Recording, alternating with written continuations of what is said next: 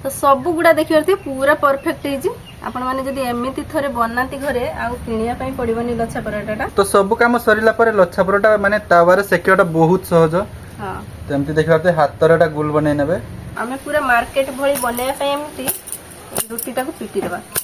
Hello नमस्कार सांग माने welcome to my new blog. त भाई बने आसी पुणी थरा करना ब्लॉग रे। तो आज आमे घरे बनै गुटे बहुत सुंदर यूनिक लच्छा पराठा। आ आपण जानथे लच्छा पराठा माने मिले एमती साइज रे माने बड़ बड़ साइज रे मिले, किंतु आमे घरे आज बने पूरा मिनी लच्छा पराठा माने बहुत छोट लच्छा पराठा। आ आपण माने जदी भाबुथबे जे लच्छा पराठा बनेबा बहुत कष्ट ताने आपण माने भूल भाबुजंती। बहुत सहज रे आ बहुत कम समय रे आमे बनेबा घरे आज लच्छा पराठा, से पुनी छोटिया छोटिया लच्छा पराठा बनेबा घरे। आमर गाँ गहली रे तो लच्छा पराठा जमा भी मार्केट में मिलेनी, तो सेथि पई आमे आज घरे बनेबा लच्छा पराठा। तो चलंतु बहुत सहज रे बनेबा मिनी लच्छा पराठा। तो एठी लच्छा पराठा बनेबा पई माने मिनी लच्छा पराठा बनेबा पई मुने नीचे एठी गोटे ताटिया मैदा, जे तो आमे छोटिया छोटिया लच्छा पराठा बनेबा तो गोटे ताटिया रो हमर हे जिवो। देखा गोटे पूरा फुल ताटिया ने नीचे मैदा। हां तो एठी दीदी गोटे ताटिया मैदा रे लच्छा पराठा बनाउजी, तो आपन चाहिए अधिक कम नहीं पारे मैदा। ठीक अछि। तो एठी लच्छा पराठाटा मार्केट ठू आउरी अधिक टेस्टी करिया पई म एठी ने नीचे देखा थे टिके चीनी गुंड ने नीचे लूण आ जीरा, तो ए सब जिंस एथरे पकेई गुळीबा।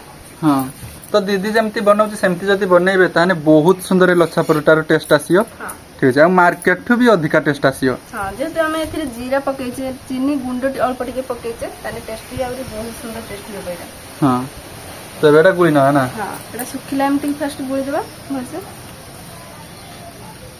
तो एथरे हमें अल्प टिके रिफाइन तेल पकेइ देबा।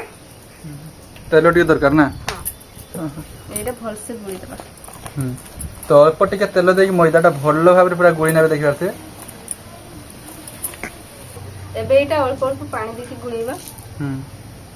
माने जेमती मैदा गुळा होय सेमती गुळी देबा। हां तो अट्टा रुटी पाई जेमती पूरा गुळा बना जाए तो सेमती एटा गुळा गुटे बनै नेबा। आ जे तो मैदा रे टिके अधिक पानी दे देने से पानी हे जाय, अल्प अल्प पानी देके हमें गुळीबा। जेरकम का बेसी पानी हबनी कि बेसी टाण हबनी। अल्प अल्प पानी दे गुळियाउ। हां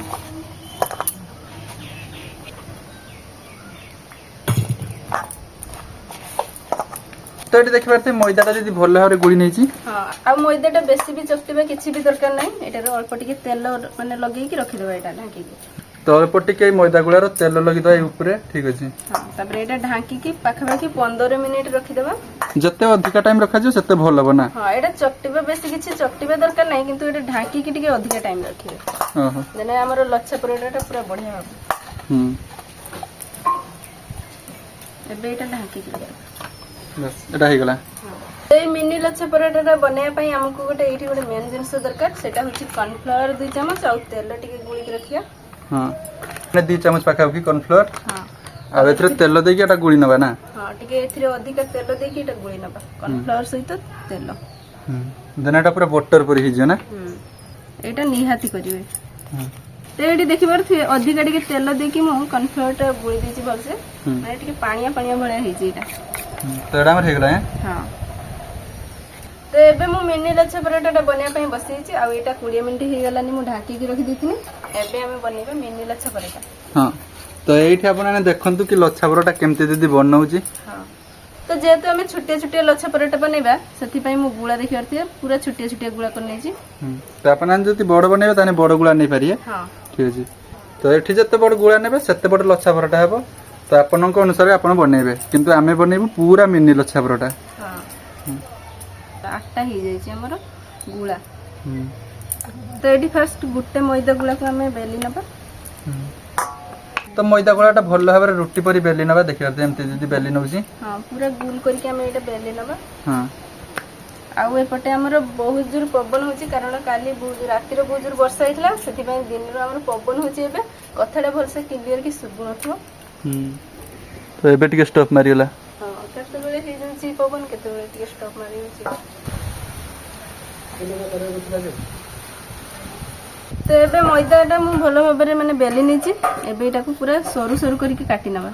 हां तो एटी देखिबार से दीदी केमती काटू जी। हां आ एटा जत्ते सरू करके आपण माने काटिबे सेते हमर लच्छा पराठाटा पूरा लच्छा भलिया हबो। हां माने पूरा जाली जाली भलिया हबो एटा। एमती करी काटी नबा सब। तो एबे हमें तेल सहित जे कॉर्नफ्लोर टा मिसी की रखथिले सेटा एबे लगे देबा। ଭଲ ଭାବରେ ଲଗେଇଦେବା ରୁଟିରେ। ସେଇଟା ଆମର ଲଗା ସରିଗଲା। ଏବେ ଏଇଟାକୁ ଆମେ ମୁଡ଼ିଦେବା, ଗୋଟେ ସାଇଡରୁ ଧରିକି ମୁଡ଼ିଦେବା। ତ ଯେ ସାଇଡ ବାଟେ କାଟିଥିଲେ ତ ସେଇ ସାଇଡରୁ ଧରିକି ଏମିତି ମୁଡ଼ି ନେବେ ଦେଖିପାରୁଥିବେ।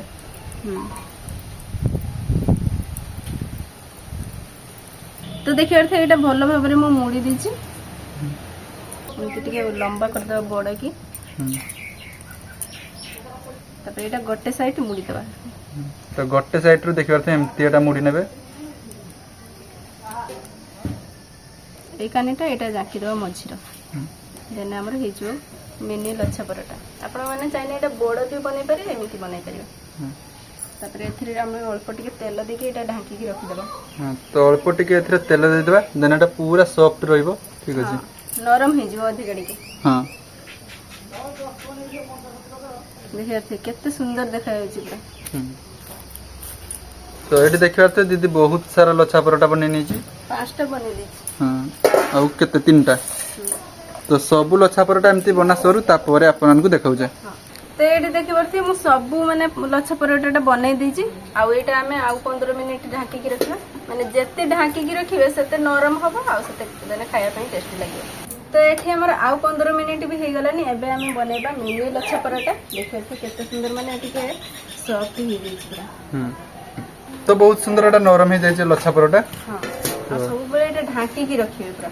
ତାପରେ ଆମର କିଛି ଏଠି କାମ ନାହିଁ, ଖାଲି ହାତରେ ଟିକେ ଜାଙ୍କିକି ପକେଇବା ତାବାରେ। ଆଉ ତାବା ବି ମୋର ଗରମ ହେଇଗଲାନି, ଅଳ୍ପ ଟିକେ ତେଲ ବି ଦେଇ ଦେଇଛି।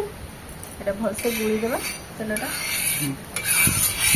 ତ ସବୁ କାମ ସରିଲା ପରେ ଲଛା ପରଟା ମାନେ ତାୱାରେ ସେକିବାଟା ବହୁତ ସହଜ। ହଁ, ତ ଏମିତି ଦେଖିପାରୁଥିବେ ହାତରେ ଏଟା ଗୋଲ ବନେଇ ନେବେ। ତ ଏବେ ଆମର ତାବା ବି ଗରମ ହେଇଗଲାନି। ଏବେ ଲଛା ପରଟାଟା ବନେଇବା। ମାନେ ମୁଁ ଏଠି ଯେହେତୁ ଛୋଟିଆ ଛୋଟିଆ ଲଛା ପରଟା ବନଉଛି, ସେଥିପାଇଁ ମୁଁ ମାନେ ଯେତିକି ତାବାରେ ଧରିବ ସେତିକି ବନେଇକି ପକେଇ ଦଉଛି ତାବାରେ। ତ ଛୋଟିଆ ଛୋଟିଆ ଯେହେତୁ ଲଛା ପରଟା ବନା ଯାଉଛି, ତ 2-3ଟା ବି ଆମେ ତାବାରେ ସେକି ପାରିବା। ଠିକ ଅଛି, ତ ଏଠି ଆଉ ଗୋଟେ ବି ହେଇଗଲା। ମାନେ ହାତରେ ବହୁତ ସୁନ୍ଦର ହେଇଯାଉଛି ନା। ହଁ, ଏଠି ଜମା ବି ବେଲଣା ଡାଙ୍ଗ ଲାଗିବନି, ହାତରେ ହିଁ ହେଇଯିବ ଏଇଟା। ହାତରେ ଖାଲି 2 ଥର ଜାଙ୍କି ଦେଇକି ଏମିତି ଖାଲି ଗୁଲ ବନେଇଦେବେ, ମାନେ ସାଇଜ କରିଦେବେ ଟିକେ, ତାହେଲେ ହେଇଯିବ। ତ ଏମିତି ଆମେ ବଡ଼ ବଡ଼ ବି ବନେଇ ପାରିବେ, ଆଉ ଛୋଟିଆ ଛୋଟିଆ ବି ବନେଇ ପାରିବେ। ଠିକ ଅଛି, ଏମିତି ଉଲ୍ଟି ଦେବା। କଲର ଟିକେ ଚେଞ୍ଜ ହେଇଗଲା ନା। ତ ୟା ଉପରେ ଆମେ ଅଳ୍ପ ଅଳ୍ପ ତେଲ ଟିକେ ଦେବା। ମାନେ ପରଟା ଉପରେ ଆଉ। ଆଉ ଆମର ଏଠି ଲଛା ପରଟାଟା ହେଇଗଲାଣି ନା। ଦେଖିବା କେତେ ସୁନ୍ଦର ପୁରା ହେଇଛି। ଆଉ ଏବେ ସେତେ ବେଶୀ ଭଲ ଦେଖାଯାଉ ନାହିଁ, କିନ୍ତୁ ମାନେ ଲାଷ୍ଟ ଟାଇମରେ ଆପଣ ଯେତେବେଳେ ଦେଖିବେ ଲଛା ପରଟା, ଆପଣଙ୍କର ବିଶ୍ୱାସ ହବନି ଯେ ଘରେ ବି ଏତେ ସୁନ୍ଦର ଲଛା ପରଟା ବନେଇ ହୁଏ। ଏବେ ହେଇନାହିଁ, ୟାର କାମ ଆହୁରି ବାକି ଅଛି। ତ ଏଇଠି ଆମର ଆଉ 4ଟା ପରଟା ବି ହେଇଯାଇଛି। ଦେଖିବା କେତେ ସୁନ୍ଦର ପୁରା ଦେଖାଯାଉଛି ଲଛା ପରଟାଟା। ତ ଏବେ ଏଇଟା କାଢି ନେବା। ତ ଏବେ ସବୁ କାଢି ନେବା ଲଛା ପରଟା। ଠିକ ଅଛି, ଆଉ ସବୁ ଲଛା ପରଟା ପୁରା ପରଫେକ୍ଟ ହେଇଛି। ଦେଖିପାରୁଥିବେ ଦେଖାଯାଉଛି ପୁରା ମସ୍ତ। ତ ଏଇଠି ଦେଖିପାରୁଥିବେ ଆମର ମିନି ଲଛା ପରଟା ପୁରା ରେଡି ହେଇଯାଇଛି। ଆଉ ଏଇଟା ଏବେ ଆମେ ଗରମ ଥିଲା ବେଳେ ଏଇଟା ପିଟି ଦେବା, ମାନେ ପରଟାକୁ ପିଟାଯିବ। ଆମେ ପୁରା ମାର୍କେଟ ଭଳି ବନେଇବା ପାଇଁ ଏମିତି ରୁଟିଟାକୁ ପିଟି ଦେବା। ସେମିତି 2 ସାଇଡରେ ଯଦି ଲଛା ପରଟାକୁ ଟିକେ ବାଡିବେ, ତାହେଲେ ବହୁତ ସୁନ୍ଦର ହେଇଯିବ ପରଟାଟା। ଆଉ ଏଇଟା ଗରମ ଥିଲା ବେଳେ ଏମିତି ବନେଇବେ। ହେଇଗଲା। ତ ଏବେ ଦେଖିପାରୁଥିବେ ଆମର ମିନି ଲଛା ପରଟା ପୁରା ରେଡି ହେଇଯାଇଛି। ଆଉ ଏଇଟା ପୁରା ମାର୍କେଟ ଭଳିକା ହେଇଛି। ଏଇଟା ଦେଖିପାରୁଥିବେ କେମିତି ପୁରା ଜାଲି ଜାଲି ଭଳିଆ ହେଇଛି ଏଇଟା। ତ ବହୁତ ଛୋଟ ଲଛା ପରଟା, କିନ୍ତୁ ଦେଖିପାରୁଥିବେ କେତେ ସୁନ୍ଦର ହେଇଛି, ପୁରା ଜାଲ ପରି। ତ ସବୁ ଗୁଡା ଦେଖିପାରୁଥିବେ ପୁରା ପରଫେକ୍ଟ ହେଇଛି। ଆପଣ ମାନେ ଯଦି ଏମିତି ଥରେ ବନାନ୍ତି ଘରେ, ଆଉ କିଣିବା ପାଇଁ ପଡିବନି ଲଛା ପରଟାଟା। ତ ଏବେ ବେଶୀ ଡେରି ନ କରି ଟେଷ୍ଟ କରିବା। କିନ୍ତୁ ଏଇଟା ଖାଇବା ପାଇଁ ଆମେ ଜମା ବି ତରକାରୀ କିଛି ବନେଇନୁ, ସେମିତି ଖାଉଛୁ, କାରଣ ଏଇଟା ସେତେ ଟେଷ୍ଟି ଲାଗିବ। ତ ଦେଖିବାରେ ପୁରା ଜାଲ ପରି ଏଟା ହେଇଛି। ତ ବହୁତ ସୁନ୍ଦର ହେଇଛି। ମାନେ ଏଇ ଲଛା ପରଟାଟା ମାନେ ଯେକୌଣସି ତରକାରୀ ସହିତ ବି ଖାଇ ହବ, ନହେଲେ ସକାଳେ ମାନେ ଚା ସହିତ ବି ଖାଇ ହବ। ବହୁତ ସୁନ୍ଦର ଲାଗୁଛି।